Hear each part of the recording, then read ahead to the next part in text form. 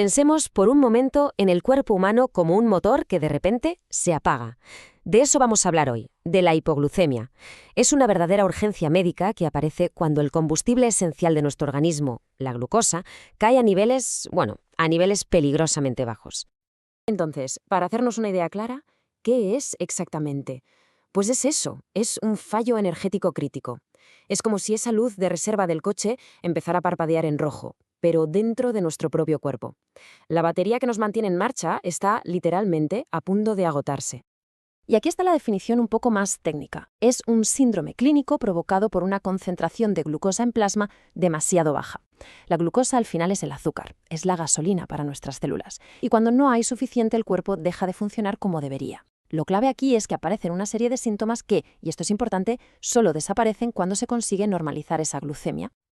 ¿Y cuál es esa cifra mágica, ese umbral? Pues aquí lo tenemos, menos de 70 miligramos por decilitro. Es un número clave, 70. Por debajo de ahí saltan todas las alarmas. Es la señal inequívoca de que el cuerpo está entrando en zona de peligro. Y que quede muy claro, no estamos hablando de un simple mareo o un malestar pasajero. No. Esto es una urgencia médica con todas las letras, una situación que necesita una respuesta inmediata porque de verdad cada minuto es oro. Las consecuencias pueden ser terribles. Pensemos que el cerebro es un auténtico devorador de energía. Depende casi por completo de la glucosa para funcionar. Si le quitamos su combustible, las células cerebrales empiezan a dañarse. Y ese daño, como se lee aquí, puede ser irreversible. Hablamos de secuelas neurológicas permanentes o, en el peor de los casos, la muerte. Vale, ya sabemos qué es y por qué es tan grave. La siguiente pregunta es obvia. ¿Qué la provoca? ¿Cuáles son los desencadenantes de esta caída tan peligrosa de azúcar en sangre? Pues bien, la inmensa mayoría de las veces la causa está en el tratamiento de la diabetes mellitus, ya sea con insulina o con ciertos fármacos orales. Pero ojo, no es la única causa. En personas que no son diabéticas también puede ocurrir. A veces el propio cuerpo produce demasiada insulina, lo que se conoce como hiperinsulinismo endógeno, y eso también provoca estas bajadas. Para alguien con diabetes, la vida es un delicado equilibrio, y hay varios factores que pueden romperlo fácilmente. Un ejercicio físico más intenso de lo normal, saltarse una comida o retrasarla, un consumo excesivo de alcohol o incluso un ajuste en el tratamiento. Todo esto puede descompensar los niveles y provocar una hipoglucemia. Y un detalle importante, algunos medicamentos, como los betabloqueantes, pueden enmascarar los primeros síntomas, haciéndolo aún más peligroso. Y como decíamos, aunque sea más raro, la hipoglucemia puede afectar a personas no diabéticas. Aquí las causas son de otra índole, a menudo más complejas. Podemos estar hablando de un insulinoma, que es un tipo de tumor en el páncreas, o de ciertos fármacos, o de problemas graves de salud, como una insuficiencia del hígado o del riñón, una sepsis o incluso ciertas deficiencias hormonales. Bien, ya hemos visto las causas. Pasemos ahora a algo fundamental, las señales de alarma. ¿Cómo nos avisa el cuerpo de que está en problemas? Porque, afortunadamente, tiene un sistema de alerta bastante claro y saber reconocerlo es simplemente vital. Es muy interesante ver cómo el cuerpo va subiendo el tono de sus alarmas. La cosa empieza sobre los 60 miligramos por decilitro. Ahí se activan los síntomas autonómicos, palpitaciones, temblores, ansiedad, sudoración, un hambre voraz. Son las primeras sirenas.